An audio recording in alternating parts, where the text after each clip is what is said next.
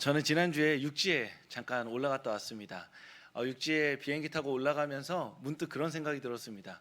내가 육지를 왜 가야 하나? 네.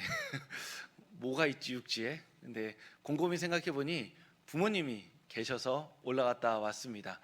예전에는 육지에 올라갈 때면 뭐 맛있는 음식 또 유행하는 어떤 것 그런 것들이 생각났는데 이제는 제가 감히 이런 말씀드리기 조금 민망하지만 나이가 이제 40이 되다 보니까 죄송합니다. 네, 죄송한데 40이 되고 나니까 그게 무슨 소용인가? 그 맛있다고 하는 베이글 맛집이 무슨 의미인가 싶으면서 그곳에 부모님이 계셔서 내가 그곳에 가야 되는구나라고 생각을 했습니다. 그러면서 다시 돌아오는 비행기에서 또 똑같은 질문을 던졌습니다. 제주도에 뭐가 있나? 생각해 보니 우진 해장국도 있고 제가 좋아하는 서울동산 고기국수도 있고 뭐 여러 가지 막 생각이 들었는데 문득 매 주일 서로 사랑한다고 고백하는 우리가 있구나라는 마음이 들었습니다.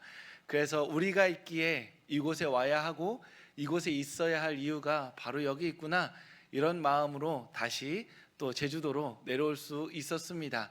주일 예배 오신 성도님들 우리가 있습니다. 하나님 안에서 서로를 사랑한다고 고백하는 우리가 있기에 오늘 우리가 살아갈 수 있는 것입니다.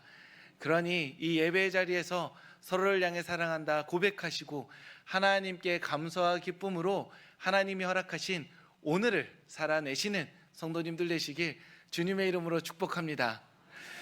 네, 사도행전은 성령 충만으로 무장한 복음의 증인들이 예루살렘과 온 유대와 또한 사마리아와 땅끝까지 복음의 증인되는 이야기입니다.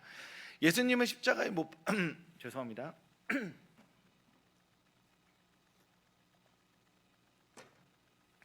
예수님은 십자가에 못 박았던 예루살렘의 종교 권력자들 그리고 또한 나아가서는 오래도록 증오와 혐오의 대상이었던 사마리아 사람들 그리고 박해자 바울까지 하나님의 사랑에 감화감동되는 이야기가 바로 사도행전의 이야기인 것이죠. 그래서 사도행전을 읽다 보면 그 어떤 세력도 그 어떤 사람도 그 어떤 미움과 증오도 예수 그리스도의 사랑의 길을 막을 수 없다는 것을 우리가 깨닫게 됩니다. 또한 예수 그리스도의 사랑은 사람이 세운 그 모든 막힌 담을 허물고 모든 사람을 변화시키는 능력과 힘이 됨을 더 확신하게 되는 것이죠. 내가 아무리 그 사람을 사랑할 수 없다 말해도 나와 상대방의 사이에 나와 세상 간에 아무리 높은 벽을 쌓는다 하더라도 그 벽을 허물 수 있는 분이 바로 예수 그리스도라는 것을 우리는 사도행전의 말씀을 통해 마음 깊이 새겨 나가게 되는 것입니다. 그 예수 그리스도의 사랑의 진격의 현장에 바로 가이사랴의 로마 군인 고넬료가 있었습니다. 하나님을 경외했고 구제에 힘썼죠. 하나님이 그를 기억하셨습니다. 그럼에도 불구하고 그는 하나님을 경외하고 구제하는 것만으로는 구원받을 수 없었습니다. 왜냐하면 구원에는 예수 그리스도 그분이 필요했기 때문이죠. 그래서 하나님께서 그 고넬료의 수고와 헌신을 기억하시면서 그에게 예수 그리스도의 이름을 전하기 위해 사도 베드로를 보내기로 작정하십니다. 그렇게 하나님께서는 베드로를 통해 로마 군인이었던 이방인 고넬료를 구원하기로 하시죠. 그런데 문제가 있었습니다. 문제는 무엇이냐면 고넬료는 준비가 되었는데 이방인을 만나는 그 베드로가 준비가 안 되어 있었던 것이죠. 하나님의 뜻을 성취하기 위해서 하나님의 뜻을 이루어가기 위해서 베드로라는 한 사람이 필요한데 베드로가 준비가 되어 있지 않았던 것입니다. 우리가 생각하기에는 베드로가 성령도 받았고 많은 사람들에게 복음도 전했고 죽은 사람도 낫게 하고 그리고 어떤 핍박 가운데서도 하나님의 이름을 두려움 없이 전하는 사람이었지만 그럼에도 불구하고 이방인에게 복음을 전하는 것, 이방인 당신들이 나와 같이 예수 그리스도 안에서 한 형제요 자매라는 것, 이것에 있어서는 베드로는 아직 준비되어 있지 않았던 것입니다. 그래서 하나님은 베드로를 준비시키시기로 작정하시고 베드로를 통해서 놀라운 하나님의 말씀을 선포하시기로 계획하셨던 것입니다. 오늘 말씀을 통해서는 사도 베드로를 고넬료 앞에 세우시기 위해 하나님께서 어떻게 무엇을 준비시키셨는지, 그리고 고넬료 앞에서의 설교를 통해 하나님께서 우리에게 무엇을 말씀하고 계시는지 함께 알아보고 그 은혜를 나누고자 합니다. 먼저 베드로를 고넬료 앞에 세우시기 위해서 하나님은 베드로를 3번 준비시키십니다. 왜 3번일까요? 베드로와 3번은 결코 뗄래야 뗄 수 없는 관계이지요. 베드로가 몇 번 예수님을 부인했었죠? 3번 부인했었죠. 그러니까 이 이야기 안에서 베드로가 고넬료 앞에 가기까지 3번이나 하나님께서 그에게 특별한 일을 행하셨다는 것은 베드로를 준비시키고 계신 이야기구나 라고 생각할 수 있다는 것입니다. 먼저 사도행전 9장에서 베드로는 2군데를 다닙니다. 루다와 욥바입니다. 먼저 루다에서는 애니아라는 사람을 치유해 주는데, 루다는 상업과 교통의 중심지로 다문화를 가진 지역이었습니다. 그곳에서 애니아라는 이름은 유대인들이 주로 쓰는 이름은 아니었고, 유대인의 입장에서는 이방인들이 주로 쓰는 이름이었습니다. 보통은 마가라 하는 요한 또는 사울과 바울, 이렇게 유대인의 이름과 헬라인의 이름을 동시에 소개해 주는데, 애니아라는 사람은 그 헬라식 이름만 쓴 것으로 보아서 어떤 이들은 혹시 이방인이 아니었을까라고 생각하기도 합니다. 물론 성경에서는 애니아라는 사람의 출신 성분을 정확히 기록하고 있지는 않습니다. 중요한 것은 무엇이냐 하면, 예루살렘 성전에서 가만히만 있어도 율법을 지킬 수 있었던 베드로가 그 상업과 교통의 중심지인 루다까지 멀리 왔다는 것이죠. 루다에서 정결예법을 잘 지키기 위해서는 주변에 있는 모든 지나가는 사람들을 주의 깊게 살펴야 했고, 먹어야 하는 음식에 주의해야 했으며, 내가 만나서 대화하는 이 사람이 어떤 사람인지를 신경 써야 했습니다. 가만히 있어도 율법을 지킬 수 있는 그 예루살렘에서 베드로가 심리적으로, 물리적으로 얼마나 멀리 떨어져 왔는지를 알 수 있는 장면이라는 것이죠. 게다가 애니아라는 사람을 고쳐 주었는데, 그가 이방인인지 또는 유대인인지 정확히 알 수 없는 상황에서 베드로가 그를 치유해 줌으로 말미암아 하나님께서 이제 예루살렘 중심에서의 복음을 유대와 예루살렘과 또 사마리아와 땅끝까지 확장하고 계시는구나, 그 일에 나를 사용하고 계시는구나 라고 베드로가 짐작해하는 사건이 바로 루다의 애니아 치유 사건이라는 것입니다. 그렇게 베드로가 루다에서 치유를 일으키고 기도하며 그 다음 행선지를 고민하고 있을 때 한 무리의 사람들이 베드로를 찾아오게 됩니다. 그 사람들은 욥바라는 곳에서 찾아왔는데요, 욥바의 여제자라는 다비다가 있었습니다. 사도행전에서 여제자라고 하면 다비다밖에 나오지 않습니다. 그러니까 다비다라는 사람이 우리가 생각하기에는 그냥 루다의 애니아, 욥바의 다비다처럼 그 지역에 있는 하나님의 은혜 입은 한 사람 정도로 생각할 수 있는데, 사실은 성경에서 다비다 하면 베드로도 알고 있고 베드로도 급하게 찾아가야 할 정도로 신앙에서, 믿음에서 중요한 인물이었다라는 것이죠. 욥바의 다비다가 그곳에 있는 많은 과부들을 돌보던 사람이었습니다. 그런데 그가 죽게 되죠. 보통은 죽으면 장사를 치르고 슬퍼하는 것으로 끝나는데, 다비다의 죽음을 슬퍼했던 제자들 마음에 한 가지 소망이 불타오르게 되었습니다. 무엇이냐 하면, 혹시 베드로가 기도해주면 살아날 수 있지 않을까? 라는 생각을 하게 된 거예요. 이 믿음을 가진 그 사람들이 이상한 것이 아니라 이런 믿음을 가져야 할 만큼 다비다라는 사람이 그들에게 간절한 인물이었던 겁니다. 다비다가 죽지 않았으면 좋겠다. 다비다가 이제까지 하나님 앞에 살아낸 그 삶이 여기서 끝나지 않았으면 좋겠다라는 그 간절한 마음으로 그들이 기도할 사람을 찾고 있다가 욥바에서 지근거리에 있는 루다에 베드로가 있다는 소식을 듣게 된 것입니다. 그래서 베드로를 찾아 간 것이죠. 여러분 잘 생각해 보세요. 다비다가 죽었습니다. 그 죽음을 제자들이 확인했어요. 죽었구나 하고 나서 여러 말들이 오가겠죠. 장례를 치르자. 그래, 장례를 치르기 위해 준비하는 사람들이 있는데 어떤 소수의 사람들은 이대로 다비다를 보낼 수 없어 라고 이야기한 겁니다. 그런데 루다에 베드로가 있대. 그는 죽은 사람도 살린대. 그러니 한번 가보자 라고 고민하며 회의하는 일군의 무리가 있겠죠. 장례를 치르고 있는 무리도 있는 겁니다. 그 와중에 그 소망을 가지고 베드로에게 찾아간 겁니다. 이미 출발할 때는 다비다는 죽어 있는 것이죠. 장례를 치르고 있는 것입니다. 그러니 욥바에서 루다로 찾아간 이들의 마음이 얼마나 간절했을지, 그리고 사실은 얼마나 이 자신들의 믿음이 이루어질 수 없는 불가능한 믿음일지 그것을 다 곱씹으면서 베드로에게 갔던 것이죠. 이 소식을 들은 베드로는 어땠을까요? 베드로는 듣자마자 그래, 내가 가서 한번 살려보겠습니다 했을까요? 그러지 않았겠죠.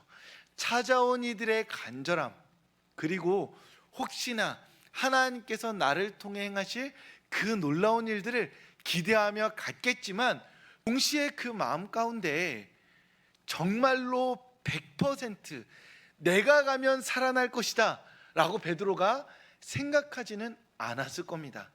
주어진 대로, 부름받은 대로 가서 기도하지만 그 일의 결과들은 하나님께 맡겼던 것이죠.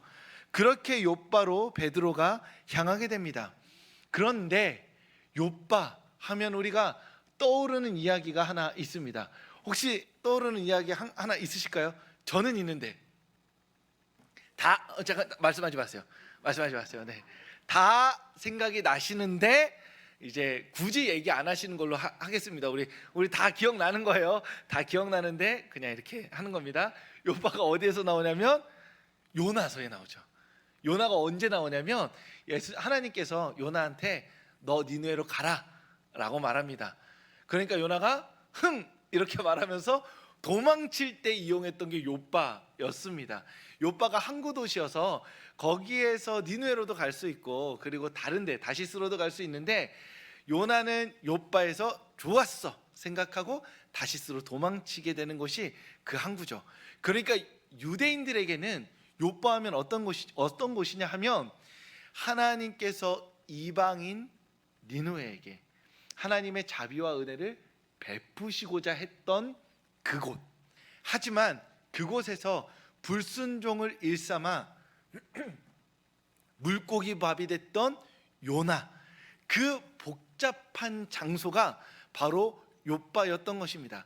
그런데 지금 욥바에서 죽은 다비다를 위해서 하나님의 말씀에 순종하여 성령 충만한 베드로가 이동하고 있는 것이죠.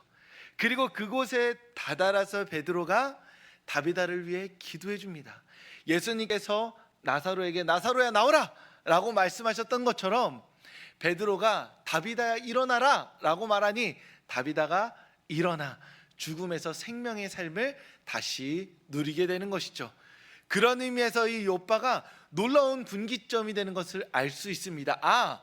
그때 요나는 실패했지만, 그때 요나는 불순종으로 말미암아 이방인에게 나아가지 못했지만, 물고기 밥이 되었지만, 결국 하나님께서 그를 억지로 데려놓고 그 갈등과 긴장의 상황을 촉발시켰지만, 이제 베드로를 통해서 하나님의 말씀이, 복음이 땅끝까지 가겠구나 라는 기대감이 품게 된다는 것이죠.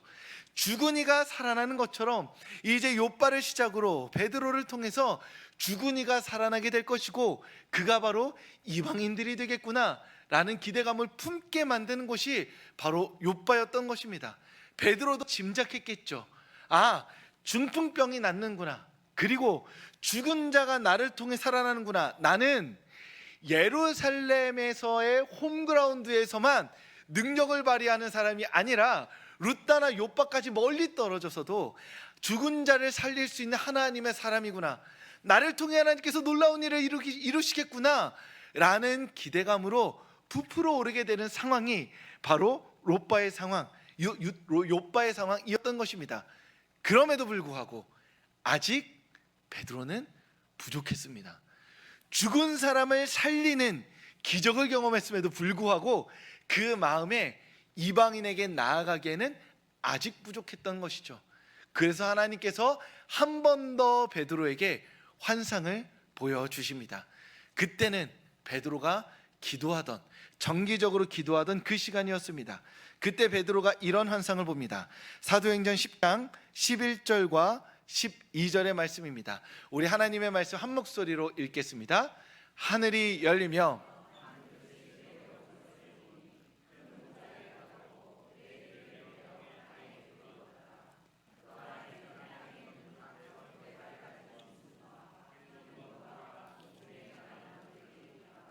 아멘. 베드로가 하나의 환상을 봅니다. 바구니에 동물과 모든 동물들, 짐승과 새들이 담겨있는 바구니가 천천히 내려옵니다. 그거를 먹으라 하시죠. 그런데 베드로가 말합니다. 하나님께 저는 먹지 않겠습니다. 왜냐하면 제가 이제까지 태어나서 한 번도 하나님께서 율법에 금지한 음식을 먹은 적이 없기 때문입니다 라고 이야기를 합니다. 여러분, 이거 굉장히 이상한 장면입니다. 우리가 베드로를 너무 대단한 사람으로 만들어서 그렇지 하나님께서 환상 중에 먹으라고 하시는데 안 먹겠다고 하는 거예요. 여러분, 너무 이상한 장면 아닌가요? 혹시 성도님들 중에서 이거는 누가 봐도 내 인생에서, 각자 인생 한번 돌아보겠습니다. 내 인생에서 이 세상에 누가 와도 하나님께서 말씀하셨다고 확신하는 하나님의 음성을 들은 사건 있으신가요? 이거는 이 세상에 어떤 신학자, 어떤 목회자가 와서 에이 그거 아니야, 당신이 들은 거 그거 하나님 음성 아니야 라고 말해도 내 내면의 확신으로 이거는 때려 죽여도 진짜 하나님이 나한테 와서 말씀하신 것이다 라고 생각하는 그 환상이나 음성이나 그런 사건 혹시 있으신가요? 저는 제 인생에 불합격 났을 때 그 불합격이 주님의 음성이었던 게 아직도 가슴에 쓰립니다. 이왕이면 합격 도장을 받는 게 하나님의 음성이었으면 좋겠는데 저 그런 거 한 번 있거든요. 와, 이거는 진짜 내 인생에 누가 와도 확실한 하나님의 음성이다. 뭐요? 너 불합격. 알겠습니다. 이런 게 있습니다. 각자 있으실 수 있고 없으실 수도 있어요. 그런데 이런 확고부동한 하나님의 음성 앞에서 우리가 보통은 이럴 수가, 주님 아멘, 그리고 그냥 엎드려지는 게 보통인데 베드로는 말하고 있는 거예요. 하나님 안 먹습니다. 지금 이렇게 음식 갖고 저를 유혹하셔도 저는 먹을 수 없습니다. 저는 이제까지 한 번도 먹은 적이 없거든요. 여러분, 하나님께서 먹지 말라고 하셨어요. 그래서 안 먹었어요. 그런데 그 하나님이 나타나셔서 이제 먹어라고 말씀하셨어요. 그럼 먹어야 돼요? 먹지 말아야 돼요? 먹어야죠. 왜냐면 하나님이 먹지 말라고 해서 안 먹었으면 하나님이 먹으라고 하면 먹어야 되잖아요. 그 주체가 하나님인 건 변함이 없으니까. 그런데 베드로는 안 먹습니다. 왜요? 이제까지 평생 안 먹은 게 아까워서죠. 내가 공든탑을 쌓은 거예요. 율법이라는 공든탑을. 그래서 하나님께서 지금 먹어라고 했을 때 이 먹으라는 말씀에 불순종하는 것과 내가 일평생 먹지 말라고 한 것에 순종한 것을 비교했을 때 이번에도 먹지 않아서 순종하는 쪽을 선택한 겁니다. 더 쉽게 말하면 지금 하나님께서 먹으라고 했어요. 이 먹으라고 하는 말씀에 내가 불순종이야, 안 먹겠습니다, 불순종이에요.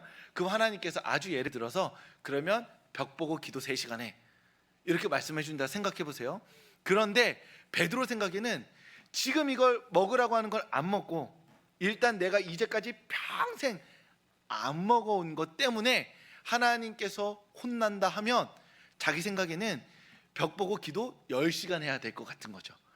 지금 이 명령에 불순종하느니 차라리 앞으로 내가 평생 지켜온 이 명령을 지키겠다. 나중에 혼나더라도 이거 어긴 거, 평생 안 먹은 걸 어긴 걸 더 크게 혼나겠다 스스로 생각하고 판단한 겁니다. 그래서 주님의 음성 가운데 먹지 않음으로써 자신이 이제까지 얼마나 하나님을 사랑했는지, 하나님의 말씀을 지켜왔는지를 보인 것이죠. 그러니까 하나님이 한마디 남기시고 떠나가시죠. 뭐라고요? 하나님께서 깨끗하다 하신 걸 네가 속하다 하지 말아라. 이 환상을 몇 번 보여주세요?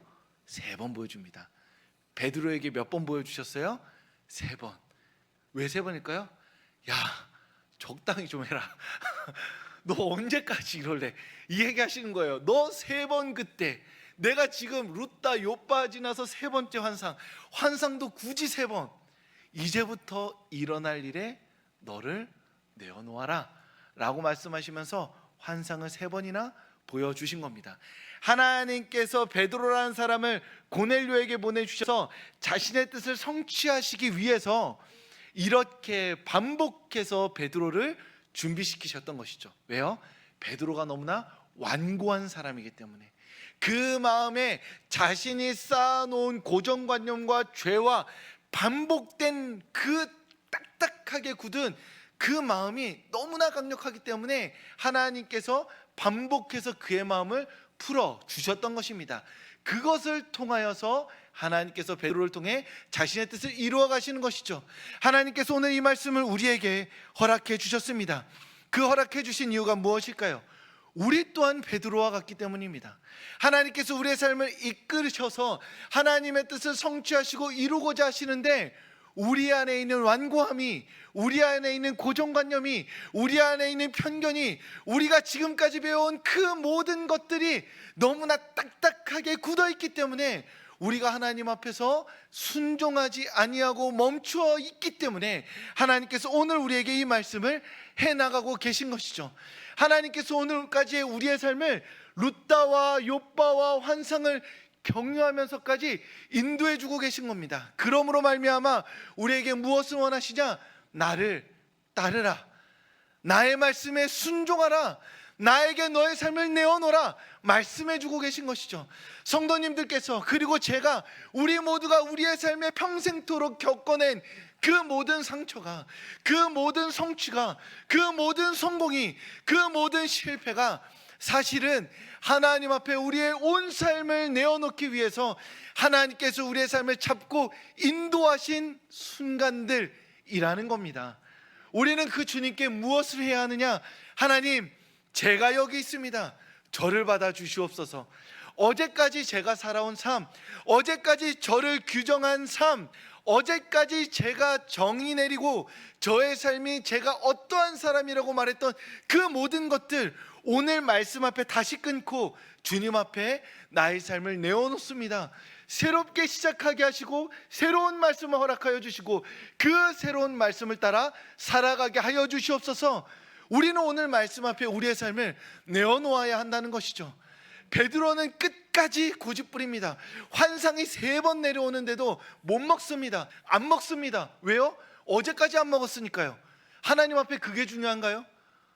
어제까지 내가 어떠한 삶을 살았는지가 정말 하나님 앞에 중요한가요? 그렇지 않죠.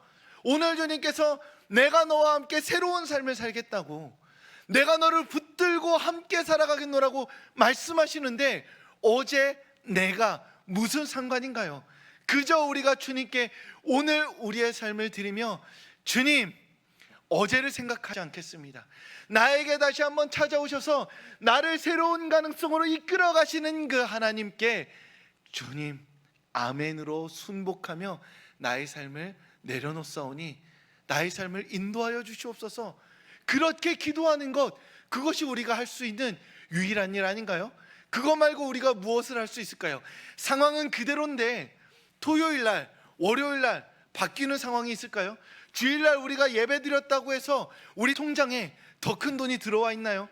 우리를 괴롭히는 그 사람이 바뀌어 있나요?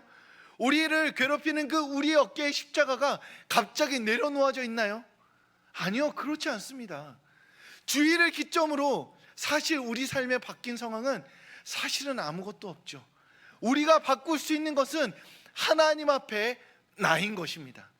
오늘 말씀하시는 주님께 내가 나를 드리고 주님께서 나를 잡고 이끌어 달라고, 내가 상황은 바뀌지 않았지만 나는 바뀌고 싶다고, 주님과 동행하고 싶다고, 주님과 동행함으로 새로운 삶을 살아가고 싶다고 그렇게 고백하며 기도할 수 있는 나는, 내가 바꿀 수 있는 것이죠. 그런 의미에서 주일 예배 나오신 성도님들, 주님께 우리의 삶을 기꺼이 드리는 성도님들 되시길 주님의 이름으로 축복합니다.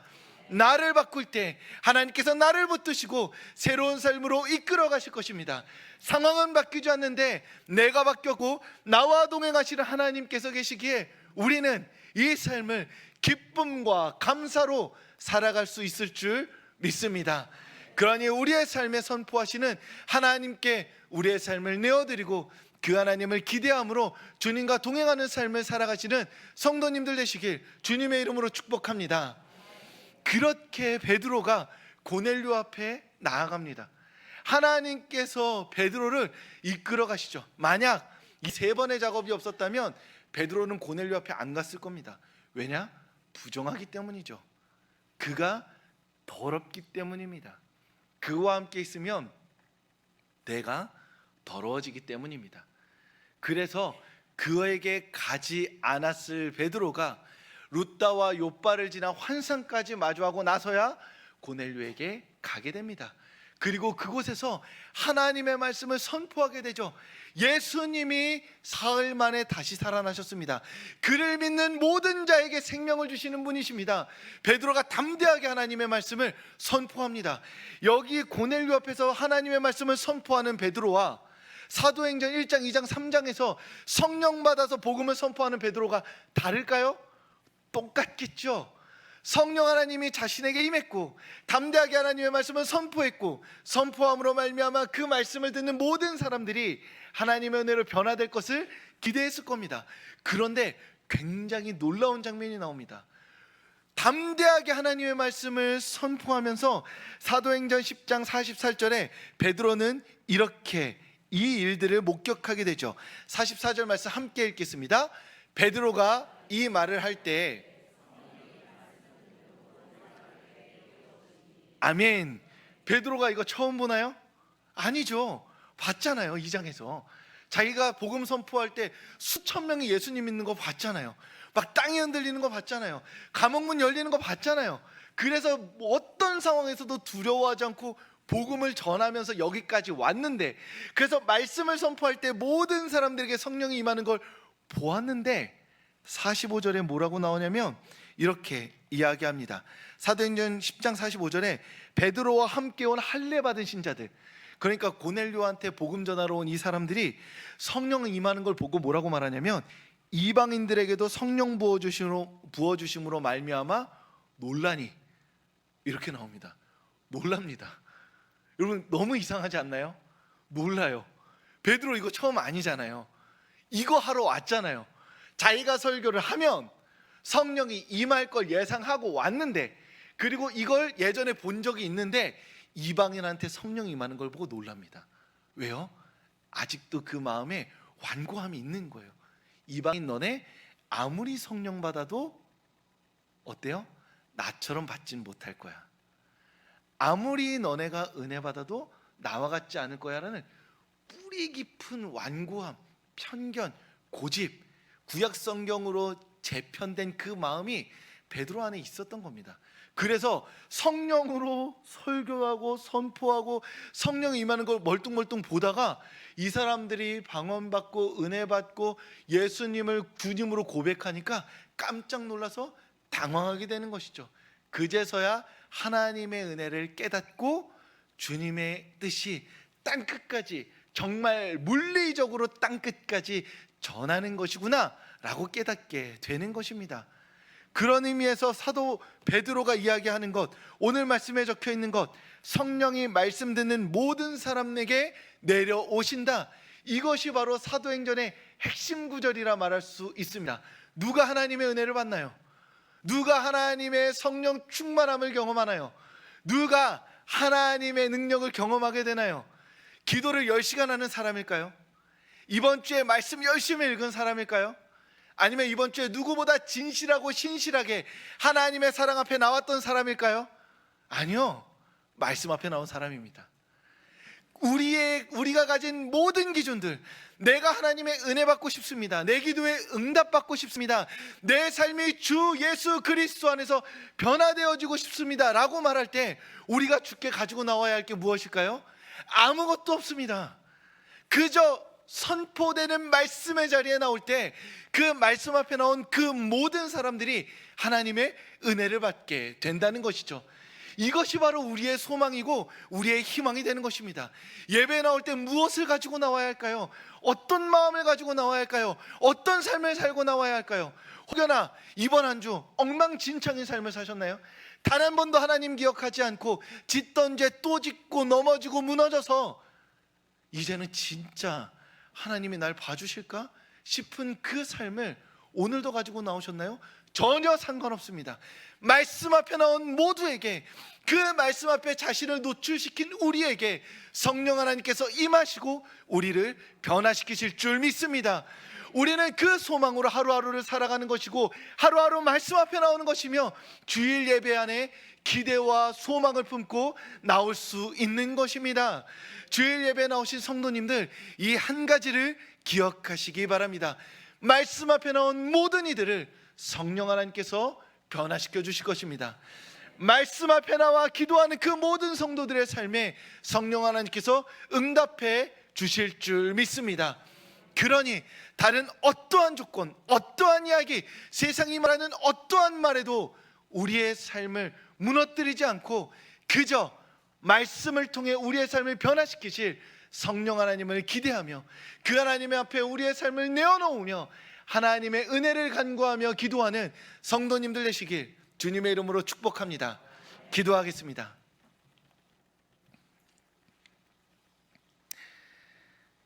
하나님, 오늘 우리를 말씀의 자리에 세워주셔서 감사합니다. 어제까지의 우리의 삶, 세상이 우리를 향해 말하는 그 말, 내가 나에게 가했던 나쁜 말, 그 모든 것 개의치 않고 말씀의 자리 가운데 나왔습니다. 그러니 주님, 말씀의 자리에 나온 우리에게 성령의 충만한 은혜 허락하여 주시옵소서. 우리의 기도에 응답하여 주시옵소서. 우리의 죄책을 가져가 주시고 하나님의 용서의 은혜, 자비의 은혜 맛보게 하여 주시옵소서. 하나님, 오늘 주일 예배 가운데 말로 다 못할 마음의 무거운 짐 가지고 나온 성도들 있습니다. 하나님께서 정말 이 기도를 들어주실지, 우리의 삶에 응답해 주실지 몰라 신음하며 두렵고 떨리는 발걸음을 가지고 나온 성도들 있습니다. 하나님, 그 가녀린 마음 긍휼히 여겨 주시옵소서. 다른 무엇보다도 말씀 앞에 나온 용기 기쁘게 받아주시고 은혜로 응답하여 주시옵소서. 그래서 우리의 주일 예배가 그렇게 주님 앞에 가녀리고 약한 마음 가지고 나온 성도들이 위로받고 응답받는 하나님의 기쁨 넘치는 예배가 될 수 있도록 주님 언제나 우리와 함께하여 주시옵소서. 예수님 이름으로 기도합니다. 아멘. 이제는 우리 주 예수 그리스도의 은혜와 하나님의 사랑과 성령의 교통하심이 어제까지의 나를 바라보는 것이 아니라 말씀 앞에 나온 모든 이들을 구원하시고 은혜 베푸시기로 작정하신 그 하나님의 은혜를 바라며 이 자리 가운데 나온 모든 이들의 머리 위에 지금부터 영원까지 함께 하시기를 간절히 축원하옵나이다. 아멘.